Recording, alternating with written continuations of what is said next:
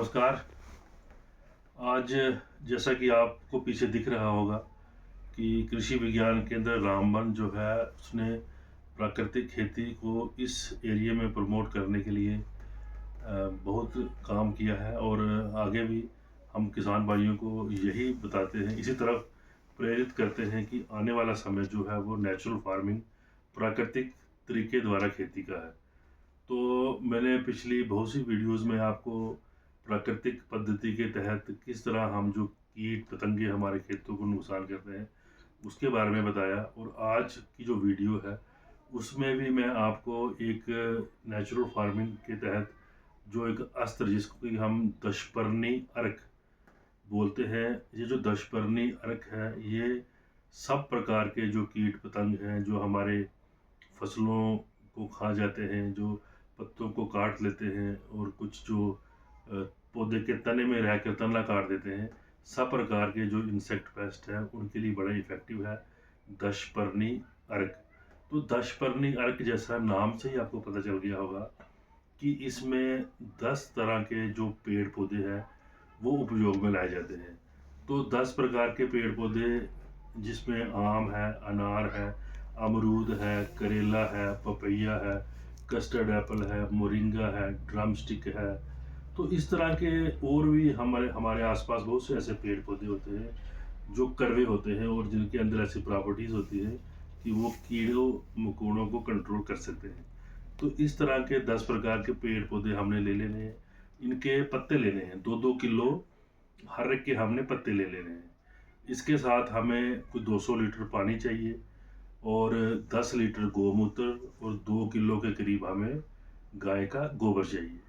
इसके साथ साथ हम एक आधा किलो के करीब हमें तंबाकू चाहिए, आधा किलो के करीब हमें लहसुन और अदरक की पेस्ट चाहिए, आधा किलो के करीब हमें हरी मिर्च चाहिए, कोई 10 ग्राम के करीब हम हींग ले लें। तो इन सब का जो मिश्रण है इनको घोल लेना है और घोल के ये जो घोल बनेगा इसको सुबह शाम वही प्लास्टिक के ड्रम में लकड़ी की सोटी से इसको जिस दिशा में घड़ी की सुइयां घूमती हैं उस दिशा में इसको सुबह शाम 2 टाइम घुमाना है। 3-4 दिन हमने इसको घुमाते रहना है, सुबह शाम सुबह शाम। और फिर ये जो इन सब चीज़ों से ये जो दशपर्णी अर्क है ये 40 दिन के बाद ये बिल्कुल तैयार हो जाएगा।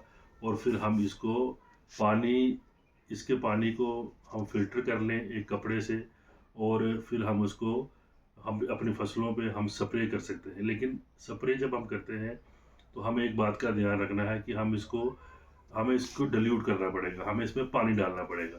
ये जो दशपर्णी अर्क जिन चीज़ों से बनेगा उसमें फिर 1 लीटर दशपर्णी अर्क में हम कम से कम 35 से 40 लीटर पानी डालेंगे। याद रखिए, 1 लीटर दशपर्णी अर्क में 35 से 40 लीटर पानी डाल के फिर हम उसको अपने खेतों में अलग अलग फसलों पर स्प्रे करेंगे ताकि हमारे जो भी कीट पतंगे हमारी फसलों को नुकसान पहुंचाते हैं वो ख़त्म हो जाए। आप एक बार दोबारा सुन लीजिए कि ये दशपर्णी अर्क किससे बनेगा।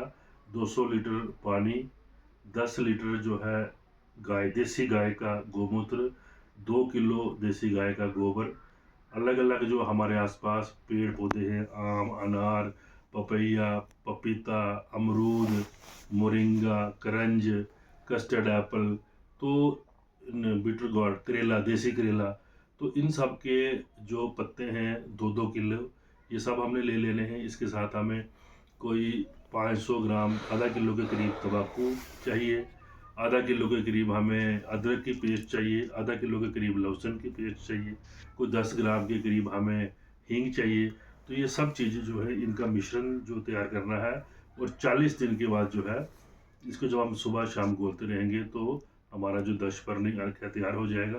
और फिर इसको 1 लीटर अर्क को हम 35 से 40 लीटर पानी के साथ घोल के हम अपने खेतों में छिड़काव कर सकते हैं। धन्यवाद।